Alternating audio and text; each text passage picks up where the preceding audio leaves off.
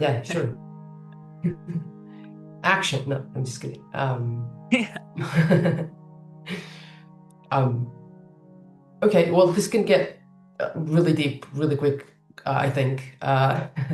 Um, I like this idea that pain cracks us open to, um, for me, direct inquiry, I think, is what happened when I sort of started acknowledging the pain.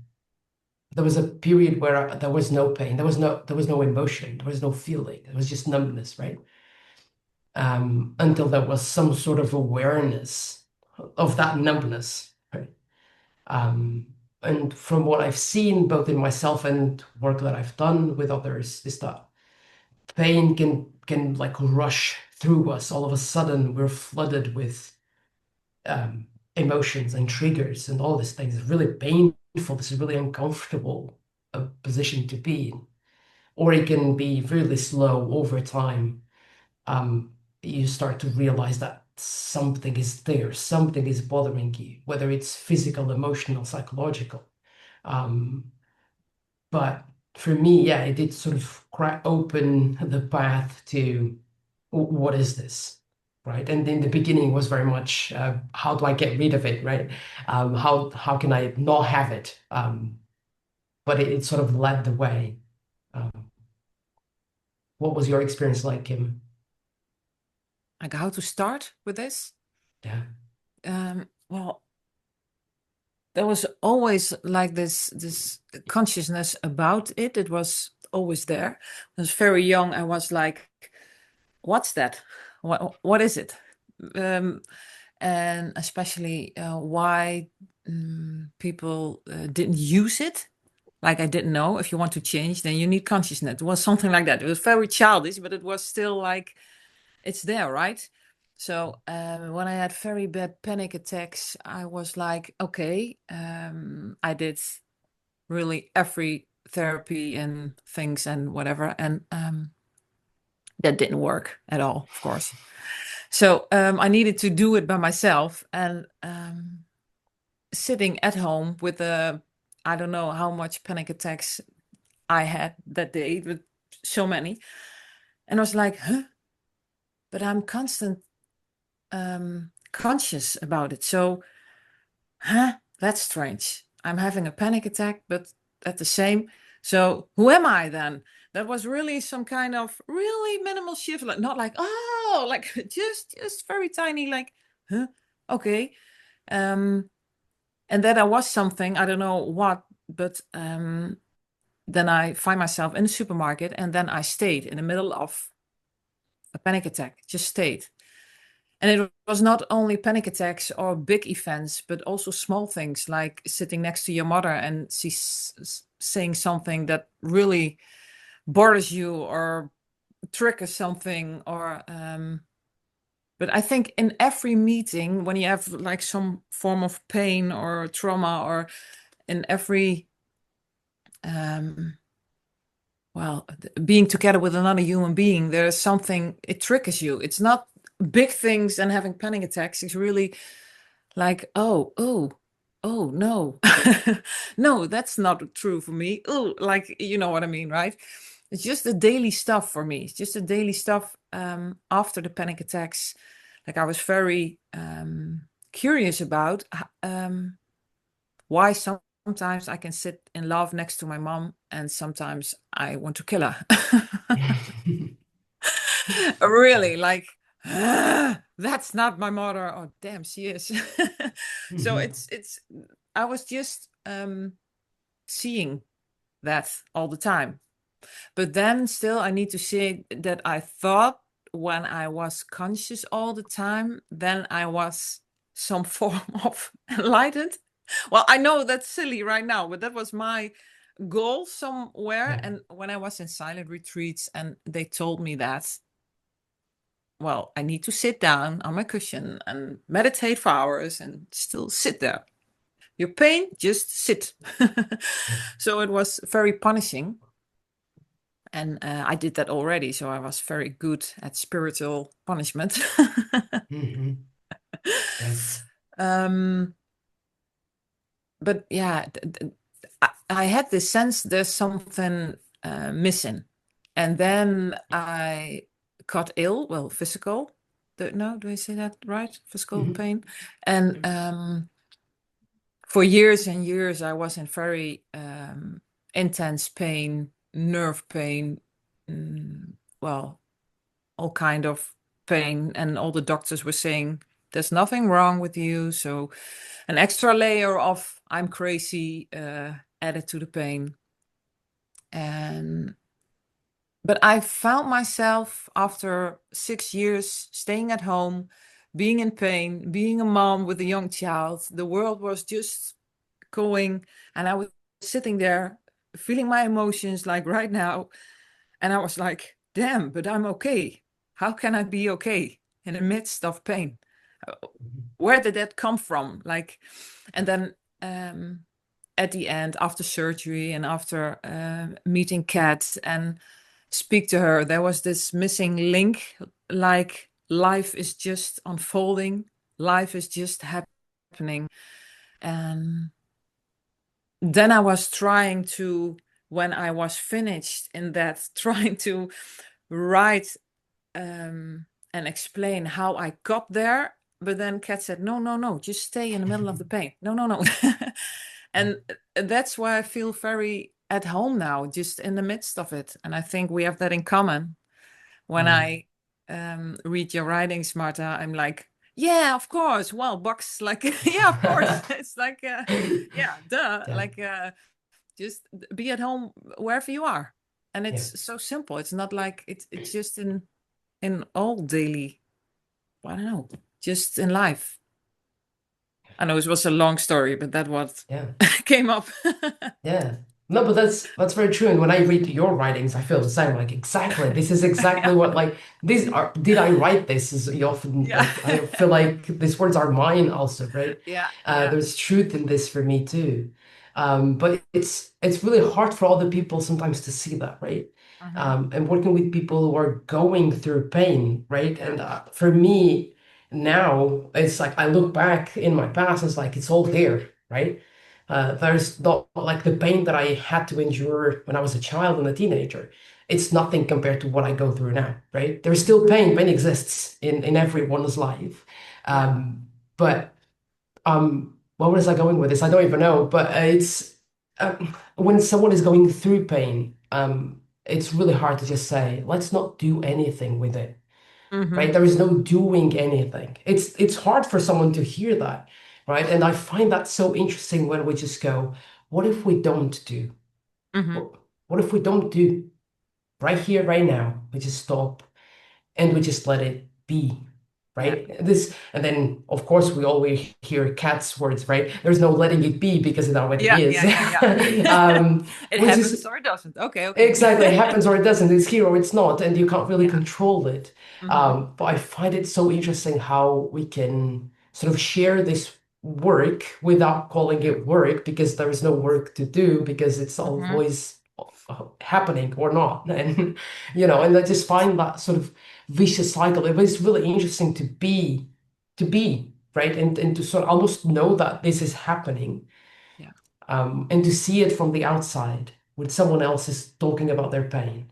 Mm-hmm. And it's just like you just almost want to be like, it's okay, you can breathe. Yeah.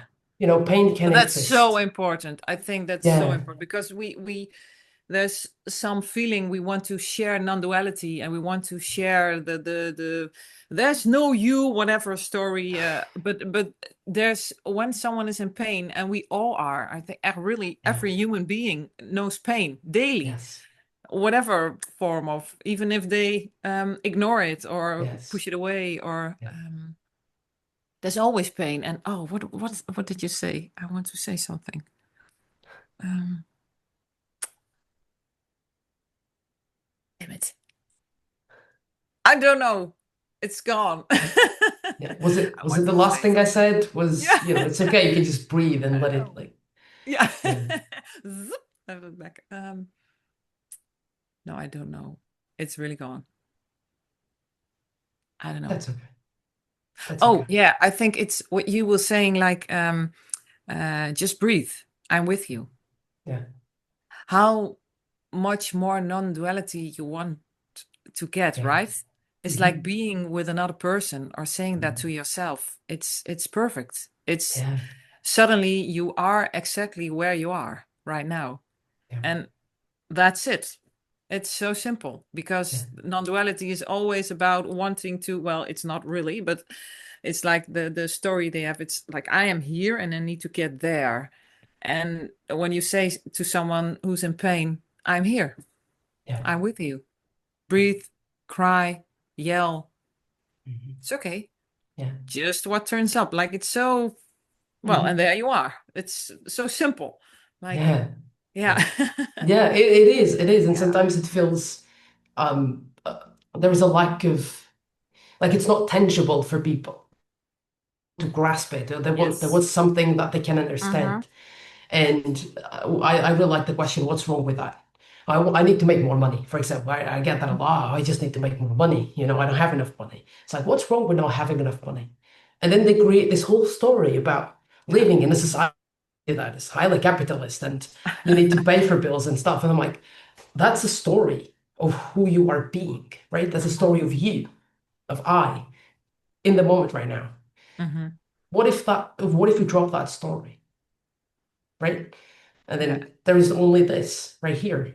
And it's a little bit more tangible, right? And I think, I don't know, there needs to be sort of like stairs, right? They have to go to climb the stairs, and then see, oh, okay, so it doesn't really matter the story that I'm telling. Oh, this is another story that I'm telling myself. Oh, here's another story, but who's telling all these stories? Oh, it's me, but who am I? Oh, there is no me, right?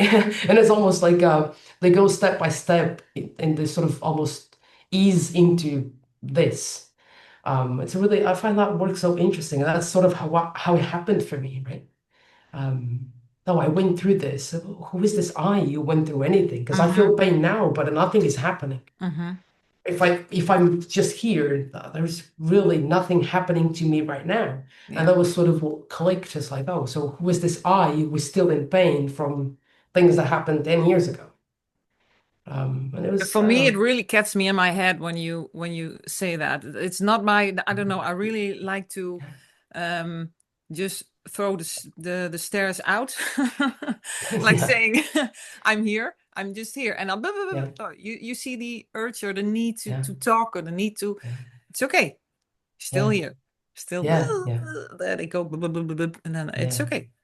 Yeah, No yeah, problem. yeah. And You're still here.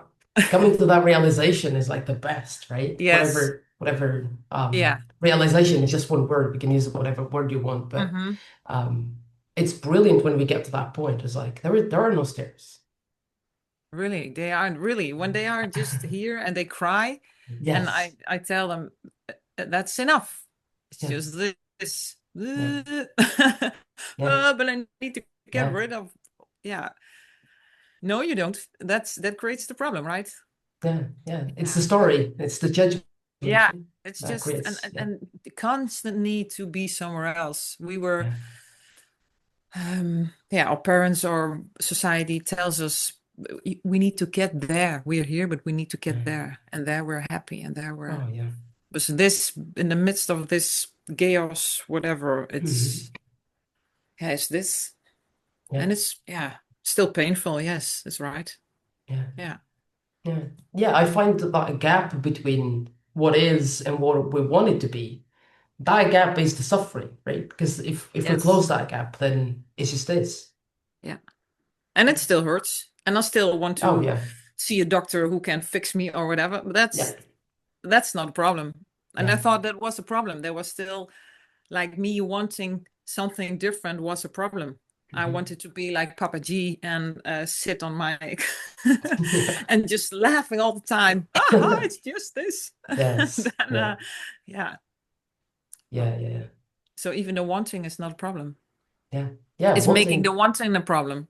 That's the exactly. problem. That's exactly what I was going to That's what say. it That says. it's yeah, Yeah. we just make one thing a problem, but it's Yeah. not. Yeah. Resistance is not a problem. I Hmm. thought, oh, I was saying to Kat, well, how can I talk about non-duality if I'm still screaming sometimes to my husband?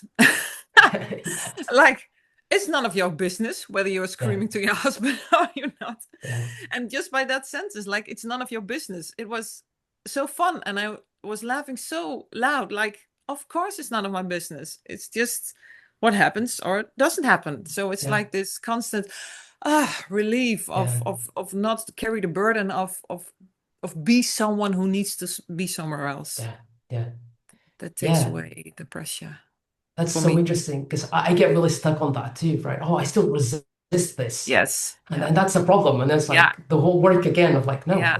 nothing is a problem unless we make it so, unless we Yeah. create that story. Yes. Resistance is part of this.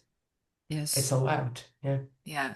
And for me, it's even harder when it's about my child. I know that that's just in my head story, but it really gets so close then. And so, well, they go under your skin. Like they are a piece of you. It feels that way. And then they say something like, lots of fire and flames on the ears and whew.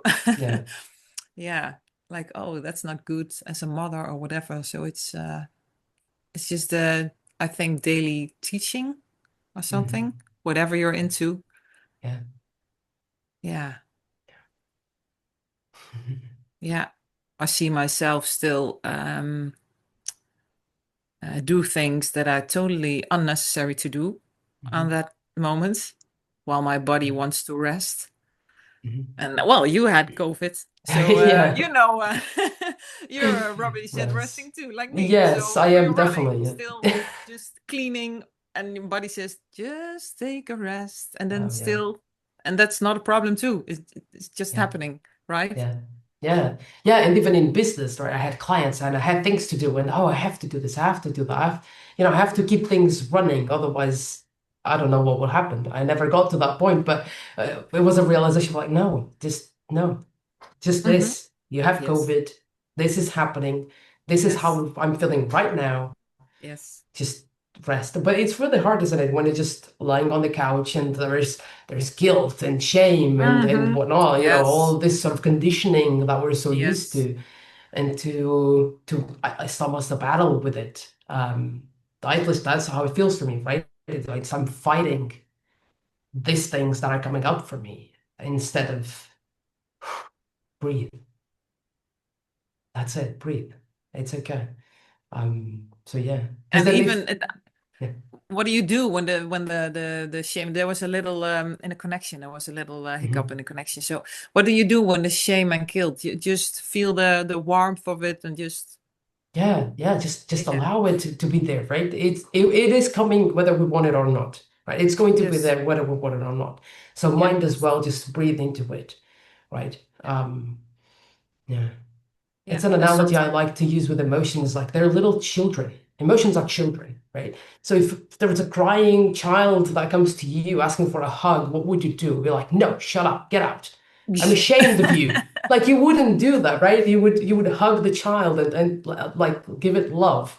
This is the analogy that I like to use again to make it more tangible, right? Mm-hmm. Yeah. Um, it makes it puts it into perspective. Of course, I wouldn't do that to a child, right? I wouldn't yell at a child because it's crying or whatever. It's sort of I think about it the same way. It's like emotions are need to be loved and allowed and Mm-hmm. validated. They need to be here. They're going to be whether we want it or not. So this is the point, Mm-hmm. right? But it's uh, not creating resistance where there hasn't to be one, right? And well, if I talk to people, they say, well, then I grab some chocolate or whatever. And I'm saying, well, that's what you did. So, Yeah, well, there's always this tension. Well, I did this and I need to do yeah, that. I need to, no, it's just, yeah.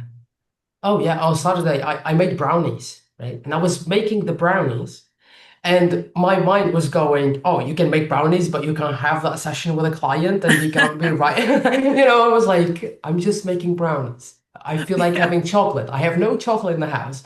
I'm also not going to leave, so I'm making brownies. It's all good." But it was that it's sort cool, of, right? It's so yeah, deconditioning. It's like just, yes, yeah, yes, revealing itself every time and every moment. It's just conditioning. I yeah, hear my dad, I hear my mother, I hear yes, society, I hear yeah, whatever. I hear you're not, You're not in society. You're on the, how do you say it? Not the sideway, not the, well, de zijlijn, Leon. Hoe zeg je dat? Langs de zijlijn. On the margin, or on the periphery. Yes. Yeah. Yes. But that's even made up. Well, it's true. I'm at home Yeah. right now. Yes, that's true. Yeah, but Yeah. Yeah. the It's story that stories. it's not important. Well, I don't know. Yeah. I need to be Yeah. God to judge, right? Yeah. Yeah. Yeah. It's good that you bring up this home because this ties a lot of stuff together. I just put a highlight on there are no stairs, and stairs could also be seen as being in a home. And then you talk about parents and children, and in the text, the home returns also sometimes in both your text. And then I wonder, home, eh? Home. It's like Mhm. a huge thing. Like, uh, is home there, or do you feel like you have to cultivate it? Like, how do you look at home? Whatever shows up, wherever I am, whoever I'm with. Yeah, I don't know. Every moment, it's. How do you see that, Marta? For me, it's always Yeah. home. Yeah. Always home. Yeah. Yeah. It was a really interesting question. And I was going to say definitely not cultivated. The moment you try to cultivate, then you lost it. It becomes a concept of this thing that you need to cultivate and do. Yes. But yeah, always home. It's interesting that it's like I don't have words, to explain that. But yeah, always home. It's this, right? We don't have to do anything to be there. No. I don't even think we can be there. It's just here. Yes. Just here, and what that implies for me, and I don't want to harbor like anger or resentment towards my parents, but if you do take that as like the definition of home, like what does that imply for yeah, raising your children and trying to convey that sense of home, not as being you have to be home tonight, but like you're always home. Like that's the first and last thing you send out to them, right? It's I don't feel like children are brought up in that way, and I wonder, what would it mean to get more of that sense from an early age? I don't know. I think he's now a few days gone with my husband on some kind of summer camp, 2 days, starting school. And I can only say to him, whatever you're feeling, whatever you do, it's all fine, always. Even when he yells, I'm saying that was just it was just, and not like that's the next time maybe you can talk instead of yelling or whatever. Of course, I say stuff like that. That's not a problem. But Mhm. I think it's so important to all of us. Then we know things happen. So that's no guilt, no pressure, no responsibility, no burden of whatever I was carrying, then he needs to carry now. It's just, well, so what? Sometimes I say, like, so what? It's okay. I'm so glad you're telling me this just because that was what happened, and it's okay. Yeah. It's nothing about you or the other person, or things happen, Yeah. and it's okay. Like, and he knows. Sometimes he's looking at me like, duh. And even not in words, but yeah, children know. They are more, I Yeah. don't know, at home because we're, Yeah. Yeah. well, Yeah. Interesting. I mean, parenting, I don't have kids. I have four cousins. One of them just turned 18, the others are quite little. Um, and parenting baffles me, right? But with this 18-year-old cousin, we have a really close relationship because we have, even though we have 11 years difference in age, I think, um, we've always been really close. We kind of grew up together, right? It was the You're idea. so young, Marta. I know, sorry. No, I'm too old. Isn't that just a story though? What is Yeah, it's age? so Anyway, true. but we grew up being really close to each other, and we just had this conversation when she turned 18. I was like, "Oh my God, you're already 18. Like, how old am I?" Why, literally. I started questioning my old age. And she said, "Well, it's interesting because I don't feel that much younger than you. Like I feel like I always talk to you like I talk to a friend." And we had this conversation. I was like, "Oh, do you feel like?" And she said something like, "Oh, I feel like I home with you, even when we're like at the beach or in the park or Mm-hmm. whatever. I always feel like a sense of being like at peace with you." Um, so I kind of ties in with this idea that well, growing up, I was like 11, 12 when she was very little. I wasn't thinking about parenting her, right? So I allowed everything. She Mm-hmm. could cry, she could yell, she could throw things. I didn't care because I was going to do the same thing. You know, Yeah, cool. so Yeah. that I think very unconsciously, right, I created that sort of Mm-hmm. parenting, if you will. Not really, Yes. but Yeah.